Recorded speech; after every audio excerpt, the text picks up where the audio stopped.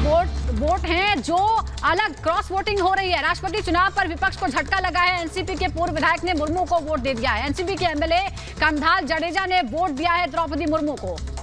ये लगातार कहीं ना कहीं संकेत निकलकर सामने आ रहे थे और कहा जा रहा था, लगातार तमाम जनप्रतिनिधि इस बात का भी जिक्र कर रहे थे कि अपने अंतरात्मा की आवाज को सुनिए और उसके अनुसार अपने मत का इस्तेमाल करिए, और वही कहीं ना कहीं होता हुआ नजर भी आ रहा है। कंधाल जडेजा ने मुर्मू को वोट कर दिया है और वे एनडीए की उम्मीदवार द्रौपदी मुर्मू के समर्थन में वोट करते नजर आए हैं। राष्ट्रपति चुनाव में विपक्ष को यह बड़ा झटका लगा है। एनसीपी के विधायक हैं और उन्होंने द्रौपदी मुर्मू को अपना समर्थन दिया है, अपना वोट उनके पक्ष में दिया है।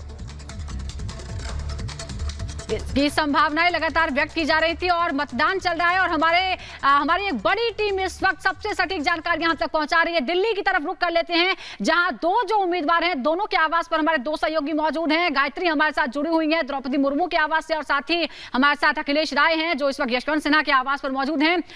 सबसे पहले हम चलते हैं गायत्री के पास। गायत्री, हम संख्या बल की बात कर रहे थे कि माना जा रहा था कि ज्यादातर वोट जो होंगे वो मिलेंगे द्रौपदी मुर्मू को, लेकिन वो संख्या बढ़ रही है। अब देखिए एनसीपी के एक एमएलए ने वोट कर दिया और ऐसे कई लोग सामने आएंगे जो पार्टी लाइन से हटकर वोट करेंगे।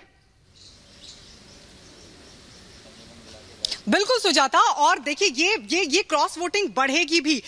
6.67 लाख वोट जो वैल्यू है उससे कहीं ज्यादा के वोट जो द्रौपदी मुर्मू है उनके समर्थन में नजर आ रहे हैं। हम एक बार तस्वीरें अपने दर्शकों को दिखाएंगे। द्रौपदी मुर्मू के घर के बाहर 4 उमा शंकर दीक्षित मार्ग पर हम लगातार बने हुए हैं और भीतर ही द्रौपदी मुर्मू यहां मौजूद है। जो वोटिंग प्रक्रिया देश की विधानसभाओं में और संसद में चल रही है उसको लेकर लगातार उनकी नजर बनी हुई है, वो जानकारी ले रही है। इस सबके बीच दूसरा गेट भी हम दिखाते लगातार, क्योंकि हम लगातार बने हुए हैं कि हो सकता है कि द्रौपदी मुर्मू संसद की तरफ निकले, लेकिन फिलहाल ऐसी कोई जानकारी सुजाता है नहीं।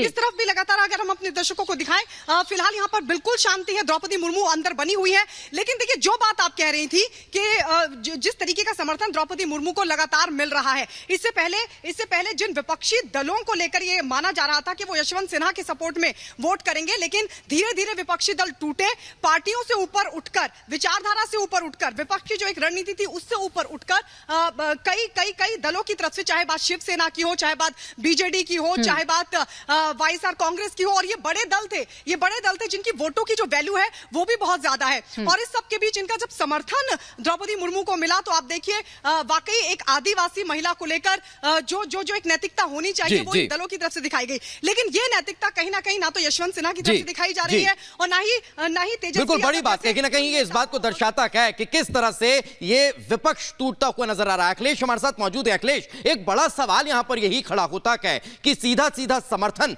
जब यशवंत सिन्हा को मिलता हुआ दिखाई दे रहा था, लेकिन उसके बाद एकाएक टूटकर और एनडीए को समर्थन मिलना किस तरफ इशारा करता है, क्या दर्शाता है?